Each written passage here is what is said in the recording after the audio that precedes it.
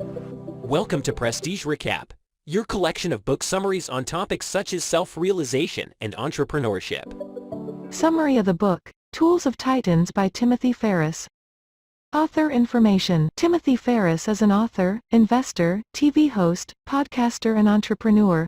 He has written 5 #1 New York Times and Wall Street Journal best-selling books, including his best-selling debut book, The 4-Hour Workweek.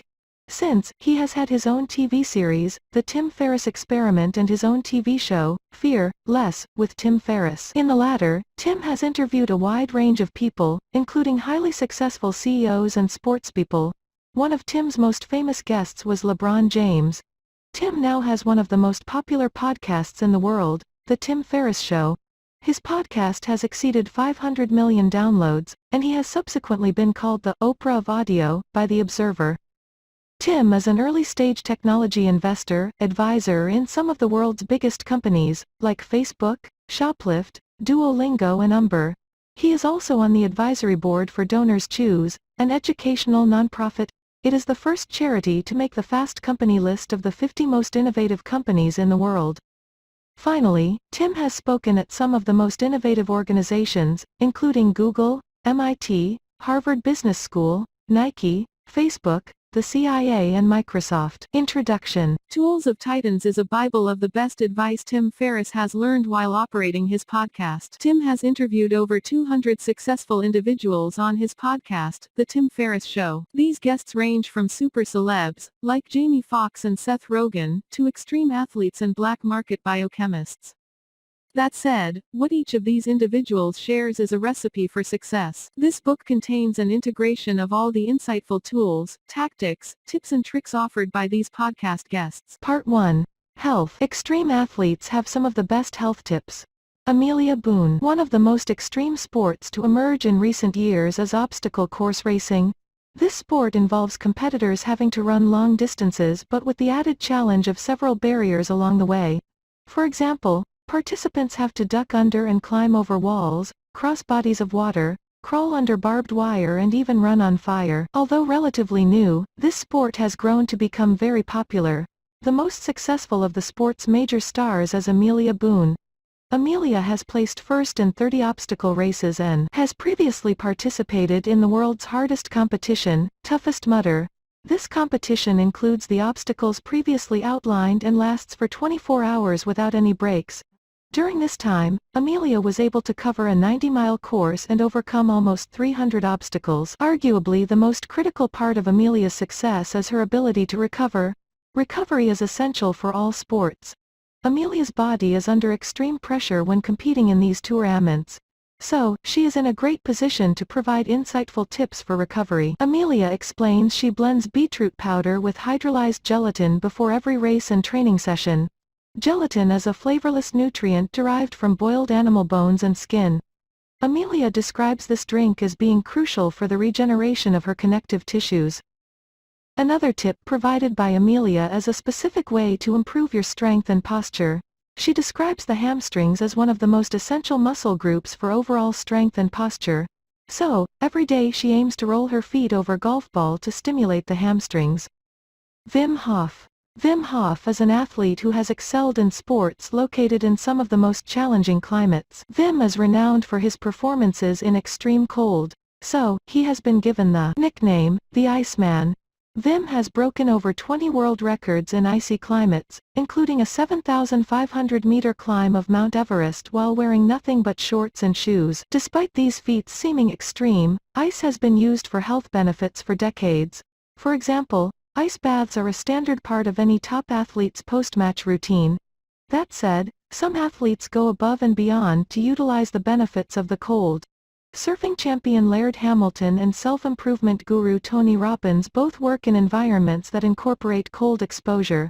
They believe this increases their immune function, promotes weight loss and helps them fight depression. Tim Ferriss is not recommending that we all start competing in these extreme sports. They are the dangerous version of an otherwise beneficial pursuit. Wim once swam across an ice-covered lake only to have his retina freeze. This experience could have left him blind, but luckily no damage was lasting. A daily alternative for readers is to try finishing your daily shower with a 30 to 60 second blast of cold water. This is completely safe and you will obtain several health benefits. Learn the health formula that is right for you. Investing in yourself is the most important investment you'll ever make in your life. There's no financial investment that'll ever match it, because if you develop more skill, more ability, more insight, more capacity, that's what's going to really provide economic freedom. It's those skill sets that really make that happen. Tim Ferriss people tend to search for simple answers to health questions. The issue with this approach is our health is complicated and is also unique to us. Tim provides an example of cholesterol. Although high cholesterol is generally considered bad, this does not mean that very low cholesterol is good. Justin Mager. Justin Mager is a physician and personal health coach for several Olympic athletes, corporate executives, and the founder of the CrossFit Center, Kelly Starrett. Justin believes one-size-fits-all health tips are a bad idea. He has noticed that high cholesterol can help build lean body mass and defined muscles over a short period. So, while the office worker will probably be better off on a low cholesterol diet, an elite athlete might benefit from a cholesterol-rich diet. Subsequently, Justin recommends everybody identifies what is healthy for them through experimentation rather than strict rules. The modern world is obsessed with strict rules, e.g., no alcohol, no sugar and no carbs. The reality is this might be the case for some but not for others. Experimentation will help you to decide for yourself. James Fadiman. James Fadiman is an expert in psychedelics. James recommends that people try things out before judging and see if they work for them. For example, many people take microdoses of psychedelic drugs to improve their well-being, empathy and expand their consciousness. The author, Tim Ferriss, talks about a friend called Slim Ferris. This friend takes 2 weekly microdoses of ibogaine hydrochloride, a psychoactive substance found in some flowering plants. Slim Ferris also participates twice a year in a 2-day retreat that includes taking a high dose of the ayahuasca plant. Ayahuasca is a psychoactive botanical used by the Amazon indigenous people for thousands of years to obtain spiritual enlightenment. People who have taken this plant have claimed it helps them feel more interconnected with everything else in the universe. James and Tim do not recommend everyone take psychoactive drugs. Instead, it is the mindset that is important. We should be open to different viewpoints and ways of becoming healthy. It is essential to seek medical supervision, but you want medical supervision that doesn't have strict rules. Mobility. Nothing breaks my heart more than seeing that person who's struggling to lose weight who thinks that they need to run 20 miles a week.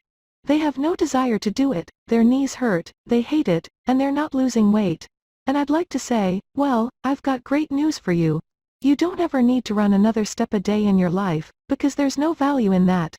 There is value in exercise, though, and I think that the most important type of exercise, especially in terms of bang for your buck, is going to be really high intensity, heavy strength training. Strength training aids everything from glucose disposal and metabolic health to mitochondrial density and orthopedic stability. That last one might not mean much when you're a 30-something young buck, but when you're in your 70s, that's the difference between a broken hip and a walk in the park. Tim Ferriss provides various exercises you can use to improve your mobility. Firstly, he encourages readers to try the campfire test to identify their level of mobility. If you cannot squat down to the ground with your feet and knees together, you are missing full hip and ankle ranges of motion. This problem can contribute to various problems: hip impingement, plantar fasciitis, torn Achilles and pulled calves. To improve mobility, Tim utilizes techniques recommended by Eric Cressy. Specifically, he utilizes Cossack squats to improve mobility. Follow these instructions for guidance. Utilize a kettlebell for this exercise. Keep your heels on the ground throughout. Keep your knees in line with your toes. Keep your hips as low as possible when switching sides. Do 5 to 6 reps per side for 2 to 3 sets. Suffering is associated with our thought patterns. Tony Robbins. Tim prompted Tony to provide a belief that guides his life. Tony believes that life is always happening for us, not to us. It is our job to work out where the benefit is. If we do, life is magical. Tony also provides an outline of the 3 thought patterns that are associated with suffering. Loss less never. These thought patterns are all based on ourselves. We often describe suffering as something external, e.g., I am worried about my children failing. The reality is that you are worried about failing your children. Suffering is always linked to yourself and your thought patterns. Finally, Tony explains we generally recognize the problems rather than the solutions. To solve this, we must adopt a higher emotional state. Investing in your health is the most powerful investment. Jack Dorsey, Twitter CEO, Jack Dorsey, was asked to provide the investment which has brought him the most success. Instead of a financial one, Jack explained he walks 5.3 miles to work every morning. This takes him 75 minutes each way. Jack explains that this walk helps him to unplug from the world. He does not email or text during this time. Instead, he simply listens to music or audiobooks. Alternatively, he occasionally uses this time to listen to the sounds of his local area.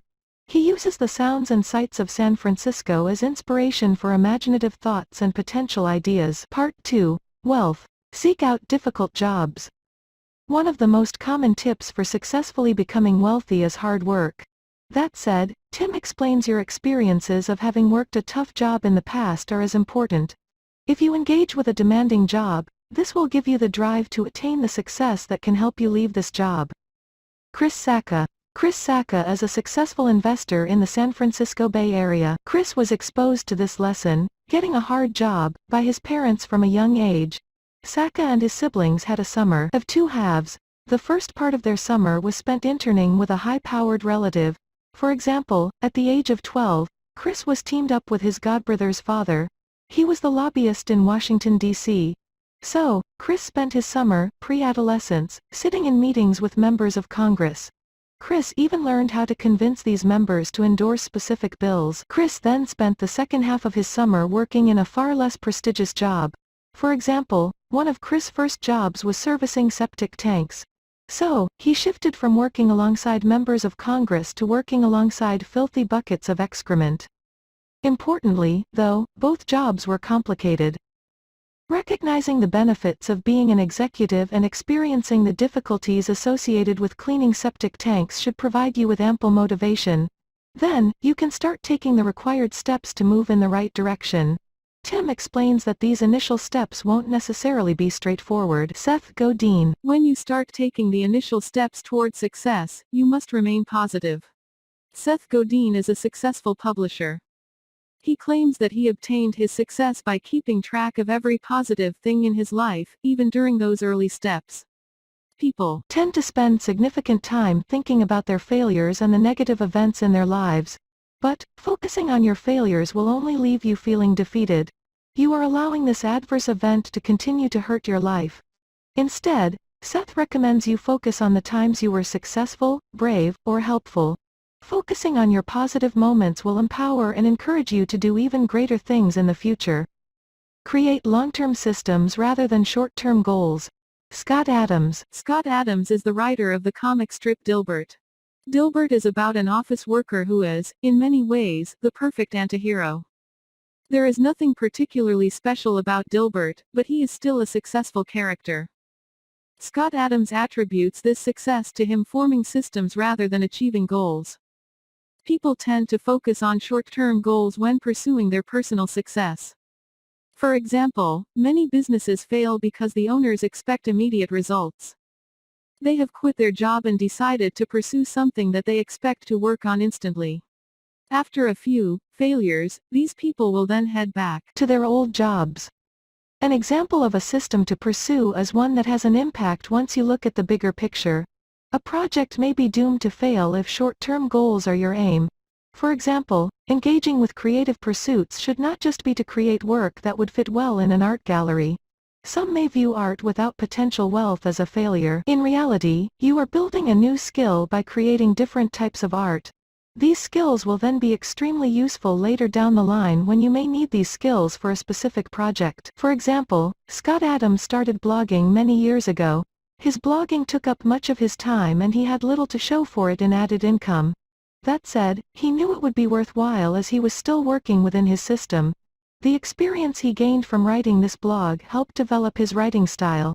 This writing style would then help him become an influential online presence and a best-selling author. Scott's years of buying into his system paid off. If he had relied on short-term goals, it could have been a different story. Ignore peer pressure and take big risks. Those who conform to those around them are far less likely to have what it takes to become wealthy and successful. Tim Ferriss, states that successful people have to develop immunity to peer pressure. Shaun White. Shaun White is a perfect example of an individual who ignored peer pressure to obtain success. Shaun is an Olympic snowboarding champion. When he was 15, his parents paid for him to travel to Japan to compete in an international snowboarding event. This event was of a very high standard. Many of the competitors were significantly older than Shaun and had their expenses fully covered by sponsors. The day before the competition, all the other athletes went out partying. Shaun realized the impact that peer pressure would have on many of their performances. On the day, the competitors were so hungover that they decided they wouldn't take the event too seriously. They wanted to just split the prize money after a show run. Shaun had other ideas. Despite the older athletes' complaints, Shaun refused to accept this deal. Shaun had not succumbed to peer pressure. Subsequently, he won the competition and the $50,000 prize. This event set the foundation for the rest of his career. He is now one of the most marketable athletes in America. Peter Diamandis. Shaun White's decision to refuse the athlete's deal is also an example of taking a risk. He could have settled for a guaranteed smaller amount of money. Instead, he decided to risk this money as he believed in his ability. Peter Diamandis showcases another example of the importance of risk-taking. Peter is the founder of the XPRIZE Foundation.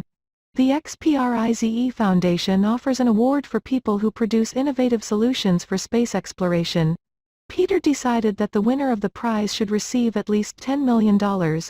Despite this, with his friends' help, he was only able to raise half this amount.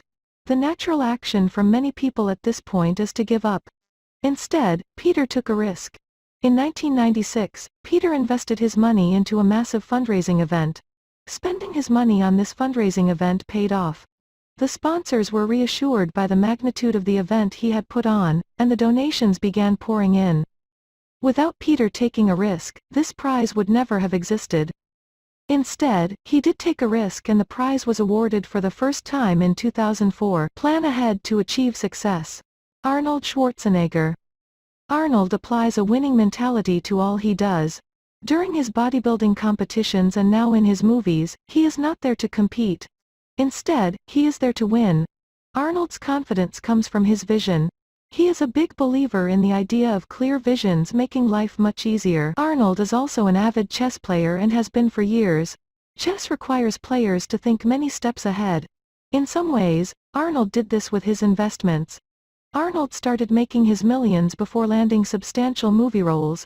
He saved his money from bodybuilding and selling fitness courses. These savings were used to put money down on apartments so that he could rent them out for profit. Arnold was successful before he became a huge celebrity as he had a clear vision. Naval Ravikant. Naval is a co-founder and chairman of AngelList. He believes we always have three options: change it, accept it, or leave it. Do not react to circumstances emotionally and encourage inaction. For example, Naval describes anger as hot coal you hold in your hand while waiting to throw it at someone. Financially, Naval recommends finding every possible way of developing compound interest. The new suggestions for how you should eat, invest and think will just leave you nutritionally, financially and morally bankrupt. Instead, you need to figure life out for yourself and utilize the abundance of free education and resources online. You can then obtain all the benefits of compound interest in your life. Jocko Willink. Jocko is an American retired naval officer who served in the Navy SEALs. Jocko believes that Plan Bs is one of the most important things in life. He has the mantra of, 2 is 1 and 1 is none. You must ensure you always have contingency plans in case something goes wrong. Jocko explains that things in life are far more straightforward than you think. You just need to stop meditating on decisions and just decide to become mentally tougher. This involves taking extreme ownership of your life and role. For example, you need to stop blaming others for your circumstances. Instead, stay humble and identify how you can improve. Part 3. Wisdom. Moving fast. Tim suggests we try to obtain our goals as quickly as possible, rather than slowly without faults. He believes an error rate of 10 to 20% is acceptable as long as you move fast. Tim recommends that people take their 10-year plans and try to complete them within 6 months. You might make some mistakes, but you will learn from these mistakes. With these mistakes you will achieve your goals much sooner than 10 years from now. Tim also suggests we should never be afraid to try something we are not qualified to do. For example, Tim explains he had no experience or understanding of podcasting before deciding to start his own. His podcast is now one of the most popular in the world. Consciousness. Tim describes our everyday life as a dreamlike state. It is through this veil of thought we go about our day and perceive our environment. We are merely talking to ourselves non-stop though thoughts. We need to identify these thoughts as objects of our consciousness. Thoughts arise and then pass, just like all consciousness. So, we should not be overly controlled by our thoughts. Instead, learn from others and accept that all consciousness is fleeting. You have 3 options in life. During every situation in life, you will have 3 options: change the situation, accept the situation, or leave the situation. You should never choose to sit around, wishing for change but not changing things. Similarly, you should never be wishing you could leave the situation and not leaving or accepting the situation. Most of our misery is caused by us not choosing one of these 3 options in a situation. Tim outlines the word he most often tells himself is, accept. Creativity. Comedians offer unique recipes for creativity. Seth Rogen and Evan Goldberg. So much of the job is more emotion and heart work than it is head work. The head comes in after, to look at what the heart has presented and to organize it. But the initial inspiration comes from a different place, and it's not the head, and it's not an intellectual activity. Tim Ferriss, Seth Rogen and Evan Goldberg are now famous comedians. Their success is built on their ability to be uniquely creative.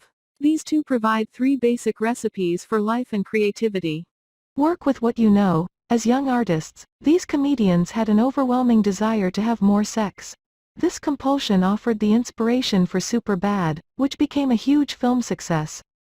They worked with what they knew, and this allowed them to utilize their creativity to greater effect. Work against the male stereotype.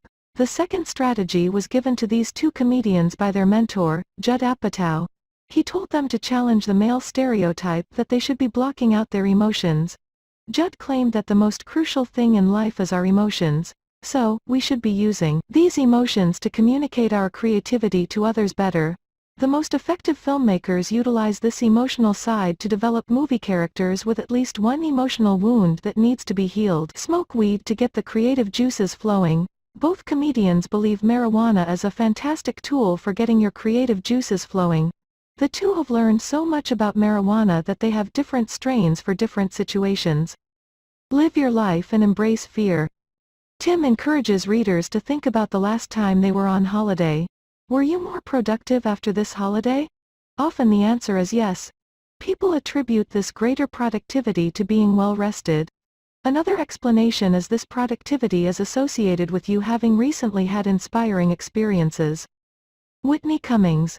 Ours is a culture where we wear our ability to get by on very little sleep as a kind of badge of honor that symbolizes work ethic, or toughness, or some other virtue, but really, it's a total profound failure of priorities and of self-respect. Tim Ferriss. Whitney Cummings is an example of an individual who is fully creative due to her life experiences. She is a comedian who wrote the hit TV series 2 Broke Girls. At the start of her career, Whitney was filled with self-doubt, low self-esteem and procrastination. She started to believe that the only way she could make people laugh was by making fun of herself. That said, she eventually noticed that she just needed more time for her personal life. She had previously been a workaholic and had not been allowed to merely live. Since making this decision, Whitney and her comedy have become enriched. Notably, she started to embrace and experience all parts of her life, the good and bad. As well as experiencing holidays and new cultures, it is also essential that we experience fear and discomfort whenever possible. Brené Brown. Brown is a sociologist and public speaker. Brown rejects the idea that some people are brave heroes, while others are cowards. In reality, most people are both afraid and brave. Instead of heroic acts being a marker of bravery, Brown suggests that true courage is feeling and confronting fear. Based on this guidance, people must seek fear and discomfort. Then, look at these fears in the eye. Facing these fears is crucial in tackling difficult problems like racism, homophobia and climate change. These issues can't be resolved comfortably. One way to encourage uncomfortable situations is to spend more time with people who have different perspectives and backgrounds than you. These experiences will help us be vulnerable in front of other people. One of Brown's most outstanding personal achievements was showing her vulnerability during a TED Talk. At this TED Talk, Brown spoke about her breakdown and subsequent spiritual awakening. This talk reached an audience of 31 million people. It was an uncomfortable talk for Brown, but it offered her an opportunity to be successful. Tim Ferriss explains that discomfort is a sign of growth. Writing is powerful and people are interesting. Matt Mullenweg. Matt is one of the co-founders and developers of WordPress. When prompted to provide any beliefs that guide his life, Matt explained, "When you can write well, you can think well. Therefore, clarity of writing indicates clarity of thinking." Matt aims to learn something from everybody he speaks with. Everybody is interesting in their own way. If you find an individual boring, then the problem is with you rather than the individual you are speaking with. Matt also recommends that young people just slow down. Mistakes in young age are often mistakes of ambition rather than mistakes of being too lazy. Slowing down involves meditating, taking time away from computer screens, or focusing on every conversation. Finally, Matt explains that getting upset won't help anything. Instead, you should think about the bigger picture. How does your decision now have an impact tomorrow? Also, how will this decision have an impact in a year or 10 years? Paulo Coelho. Paulo's book, The Alchemist, was originally published to only 900 copies. The publisher then refused to reprint it. Now, this book has sold more than 65 million copies worldwide. This shows the potential for good books to eventually become successful. Paulo recommends that first authors keep things simple for the reader. Do not fall into the trap of describing everything. Readers often have enough imagination to fill the gaps, and giving too much information can confuse readers. Just provide hints. Paulo also recommends you avoid researchers for books. Paulo has not used any researchers himself, as he does not see his books as an opportunity to show how intelligent he is. Instead, he sees his books as an opportunity to share his heart and soul. Reid Hoffman. Reid is often considered the oracle of Silicon Valley. He has invested in many successful startups, e.g., Facebook, Flickr and Airbnb. Reid is also a co-founder and executive director of LinkedIn. Reid focuses on the importance of language. Suppose you are trying to talk about a problem and make progress. In that case, you need to make language as positive an instrument as possible. So, you have to consider how language does and does not work. If you identify a potential success, you must identify the one significant reason for taking this specific action. There needs to be one decisive reason. Then the potential pitfalls need to be weighed up against that one reason. Asking stupid questions is the key to wisdom. Malcolm Gladwell. Malcolm's advice was to not worry about whether others think you are an idiot. He gained this approach from his father. Malcolm's father would always ask questions with no concern about whether others would see them as stupid questions. Malcolm has also adopted this approach. If he does not understand something, then he will ask. Even if it is the simplest concept, it is better to understand and look stupid than stay quiet and lack the required knowledge. If this type of content brings value to your life, you may subscribe, comment, like, and share it to expand your knowledge.